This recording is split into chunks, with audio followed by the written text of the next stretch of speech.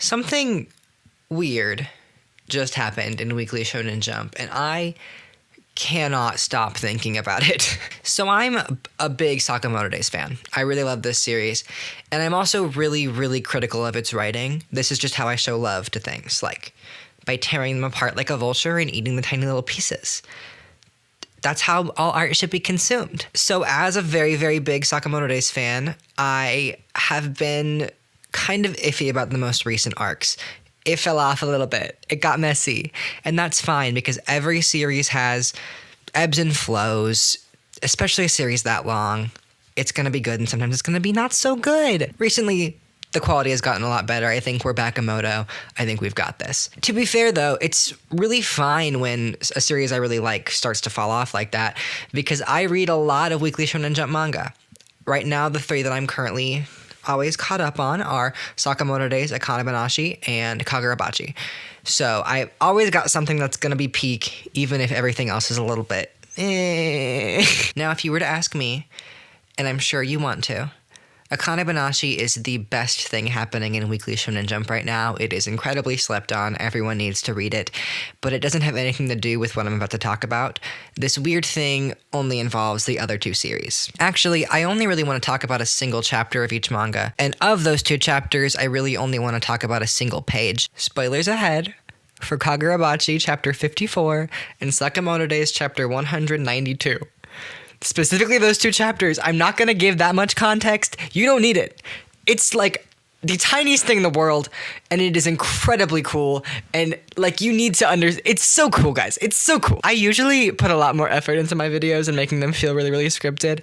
This is just kind of me yapping for a little bit. So the 54th chapter of Kagurabachi came out October 20th, 2024, like a month and a half ago as I'm recording this. So it starts with our main character, Chihiro, having just cornered his enemy after a long fight that I will not be talking about.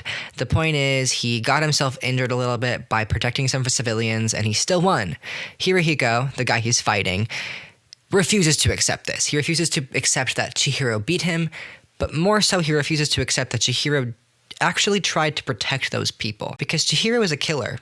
He's killed a lot of people, and so has Hirohiko. They're supposed to be the same, and yet Chihiro completely rejects Hirohiko and his methods. He tries to save people, even while he's in the act of trying to kill someone else. So Hirohiko says, "I don't get it. Like me, his sole purpose is to kill. Killing is killing." And Chihiro answers, "Killing is horrible. Yes, we're both killers, but I refuse to accept your ways. Not all killing is the same. I refuse to accept that." Hirohiko tries to reassert, "We're the same," and Chihiro completely shuts him down. "No," he says, covered in blood, "heel against Hirohiko's throat. That's why we seek to kill each other." This was, objectively speaking, rad as hell. And I loved it when I first read it. And then I kind of forgot about it for the next 5 or 6 updates. And then, December 1st, Sakamoto Days, chapter 192 comes out, and I am just hit with this really weird sense of deja vu. So as per usual in Sakamoto Days, Shin is having a bad time, and he's kind of completely hit his limit by this chapter. Just like Chihiro, he's being really emo about it. So in the middle of the fight, he says, fuck it. He gives up on his vow to never kill again, because he just hates this guy, honestly. He thinks he deserves to die. This is what he says. "The people around me are so good, it's ridiculous. That's why I won't let anyone hurt them, even if I have to kill you, Tenkyu." And Tenkyu, again, the guy he's fighting, is really amused by this because, look, they're both killers now. They're the same. When you put it that way, it sounds justified. Despite that, you're ultimately just a killer. So is there really any difference between you and me? Killing is killing. You might see what I mean by deja vu. The difference between these two scenes is the answer that Shin gives to this question, because this isn't a moment of victory for him. He doesn't triumph over the ideology of his enemy. Unlike Chihiro, he agrees. There is no difference. That's the problem. So here's my question. Yuto Suzuki, the artist behind Sakamoto Days, was he mad about this? Did he read that Kagurabachi update and then decide he could do better a few weeks later? Or did he already have that planned and then go, oh fuck, when he saw that Kagurabachi did the same scene 5 weeks before? I mean, Which is weirder, right? That they just happened to do this, these two completely separate series, within almost a month time frame of each other? Or that Yuto Suzuki saw the original and got so pissed off that he decided to make his own version. I'm not accusing Yuto Suzuki of stealing or anything, by the way. This isn't a call-out post. Even if he was directly inspired by that Kagurabachi chapter, it's not a bad thing, and I don't even know if that's possible. I mean, I don't know the timelines for, like, manga artists and stuff. Maybe that chapter was already ready and planned. Maybe Yuto Suzuki doesn't even read Kagurabachi. I don't know the man, but I do know that whatever this is, however it happened, knowingly or not, it's not plagiarism. It's a conversation, and it begs to be interpreted. Kagurabachi and Sakamoto Days are fundamentally different series. Sakamoto Days tries to be, above all else, a comedy. The more the tone darkens, the brighter it shines in its upbeat moments. It's very typical shonen in that way. Tonally, the best comparison I can instantly think of is, like, One Piece. Does shit get dark? Yes.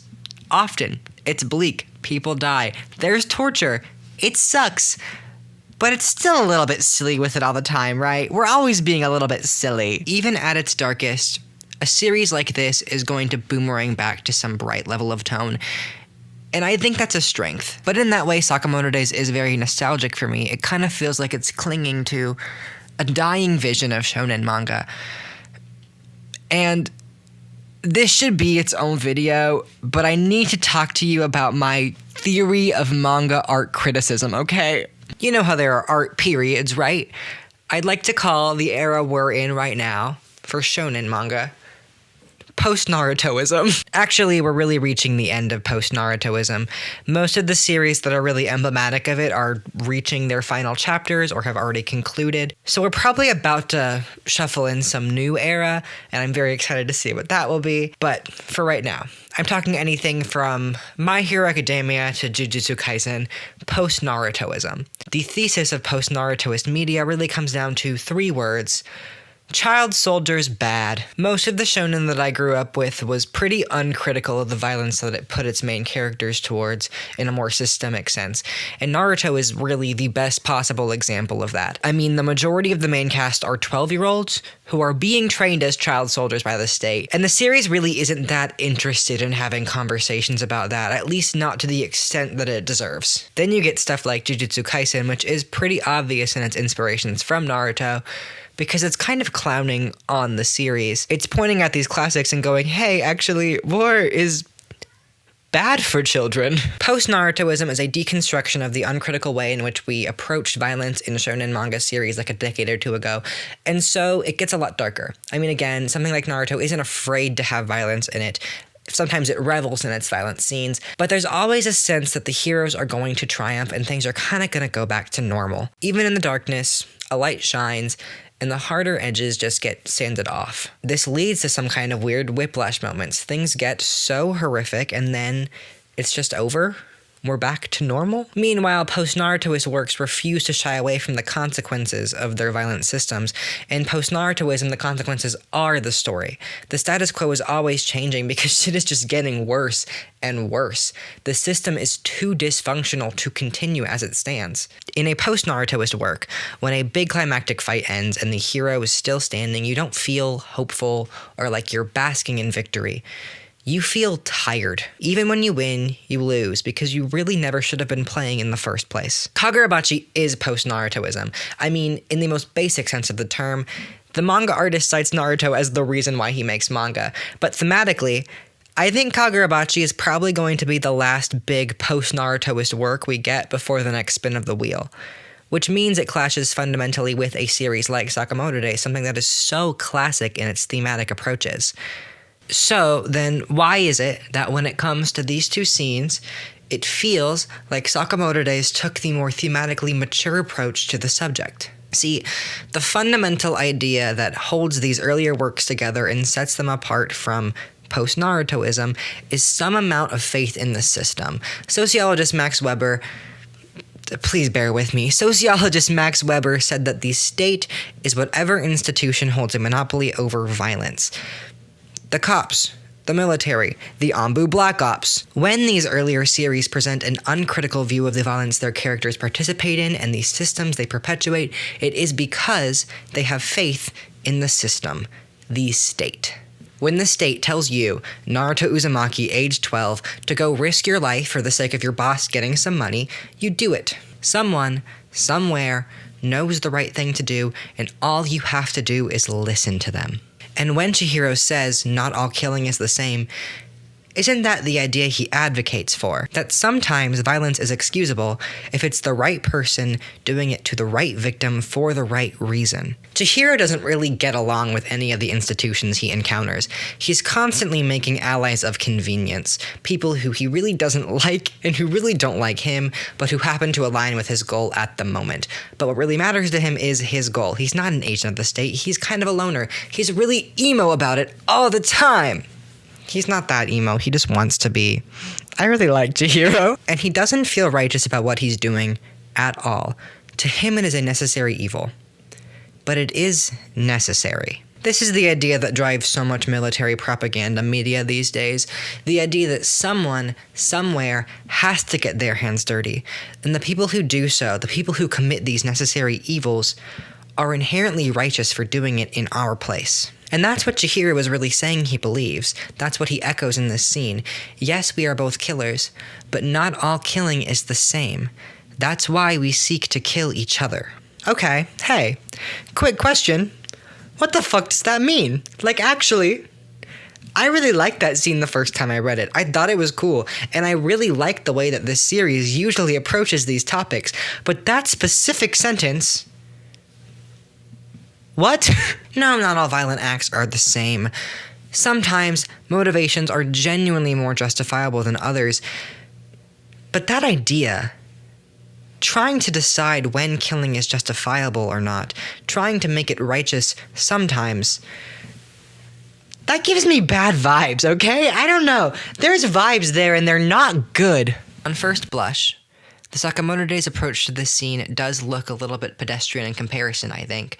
Sakamoto Days is a more childish series in a general aesthetic sense, even if it sometimes matches Kagurabachi in the general presence of violence. It's always going to be a comedy, and still, I kind of like its answer to this question more. Shin offers his justifications for wanting to kill his enemy, and they're pretty similar to Chihiro's, to protect others and save them from having to get their hands dirty. And Tenkyu says, hey, that's bullshit. You and I are the same. We're fighting for the same reason. I want to protect the people I love too. That's why I'm doing this. Why do you get to be the good guy here if our goals align in all but the most superficial ways?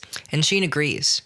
He doesn't say that what he's doing is different because of his values or the outcome. There is no morally justifiable reason for him to want to kill this person for the pleasure he is about to take in it. There is nothing righteous about the impulse to kill.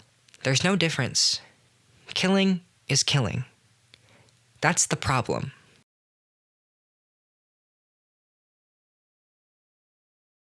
Okay. 2 notes at the end of the video.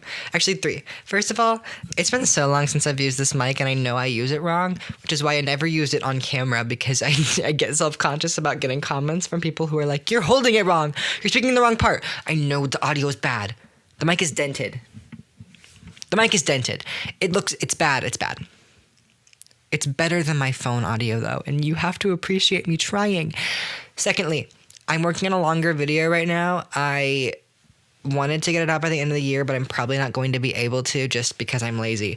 Third, this is not about any current events.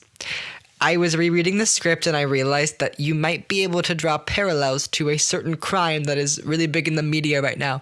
This isn't my hot take on that murder. I'm not trying to come out like pro insurance company. I just want to be so clear that's not my take. This is me talking. This is genuinely because this thing happened and I thought it was cool. It has nothing to do with current events. That's my outro. Anyway, yeah. I usually try so much harder to make these look professional, but I just wanted to get this one out because it's a really silly little concept. It's not that big of a deal. It'll be a really, really short video, but I really hope you thought, I really hope there's at least one person who found it as interesting as I did. That's all that matters. Thank you. I love you. Bye. Go make some bad art.